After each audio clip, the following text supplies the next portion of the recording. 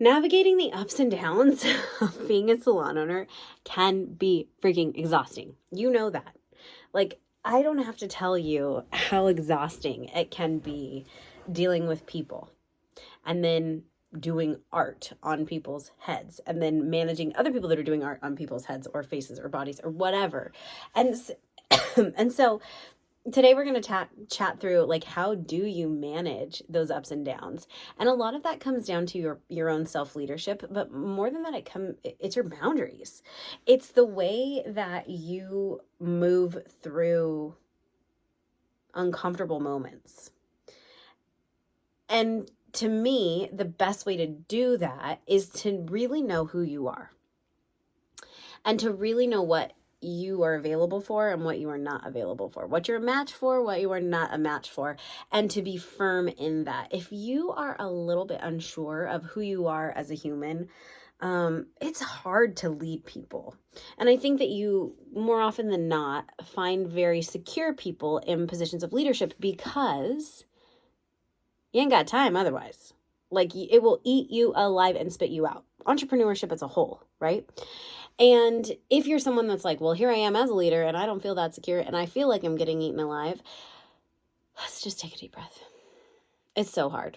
It's so hard. And I know that through the years, because I've been a salon owner for 18 years. By the way, hello, my name is Lexi Lomax. I'm a salon business coach, strategist, podcast host, and a salon owner of 18 years in Southern California.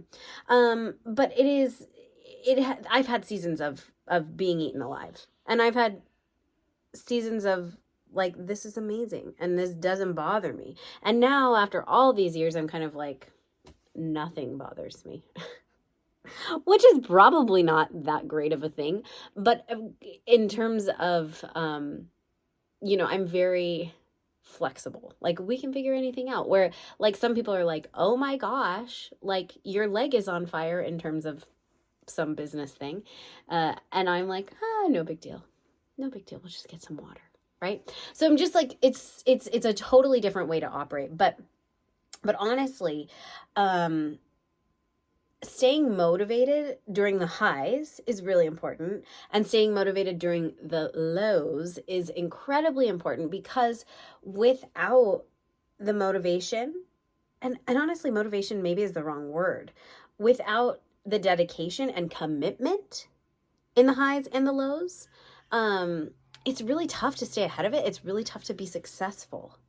We've got to push the gas when things are good, and you got to double down and push the gas when things are not so good. But what people do is, when things are good, we coast.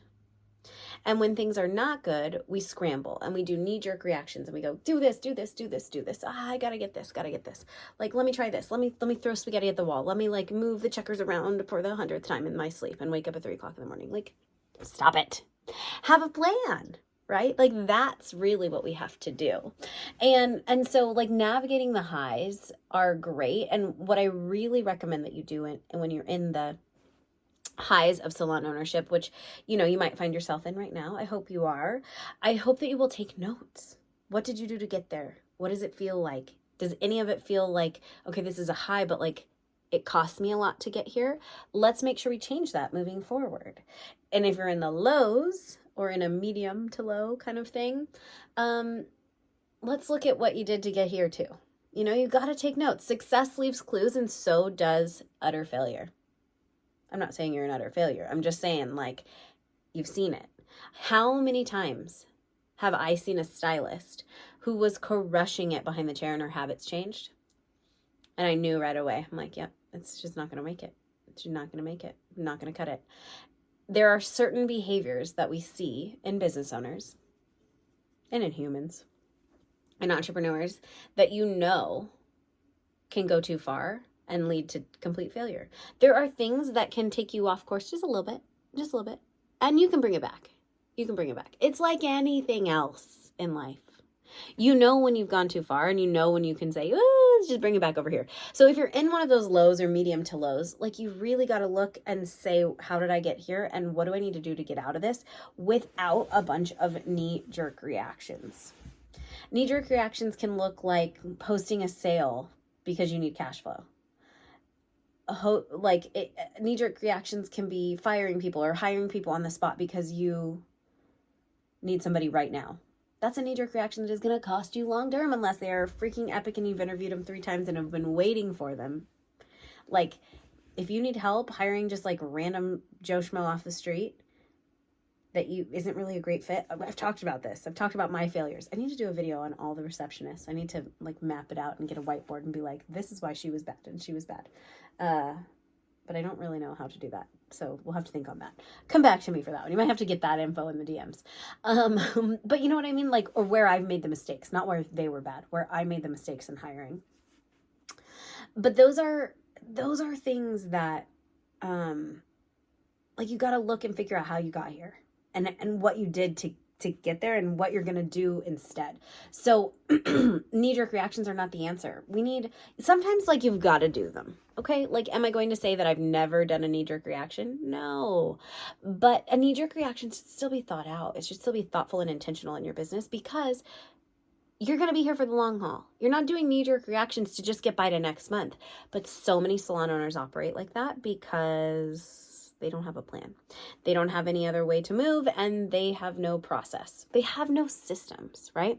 If this is the first time you're watching these YouTube videos from me, 100 Days of Salon Systems and Stories, thanks for being here. If it's the 60 whateverth video that you're watching for me, thank you for being here. And if you have not downloaded yet the freebie that I have here just for the 100 Days of Salon Systems and Stories, the foundations to your $1 million salon, please go do that. These are the 3 systems that you absolutely need to have. The first systems you need to have in place in your business. They're so important. And then we can work through adding things on. Then the highs and lows become less low when we're in the low, and the highs get to be even sweeter. Because when you have systems and foundations in place in your business, like, this is the whole point. You get to have less bumps. You can have more consistency in your salon business, which is all we're really looking for. We want consistency and trending upward, right? We want more money, more peace of mind, more profit, and hopefully more time for you, the salon owner.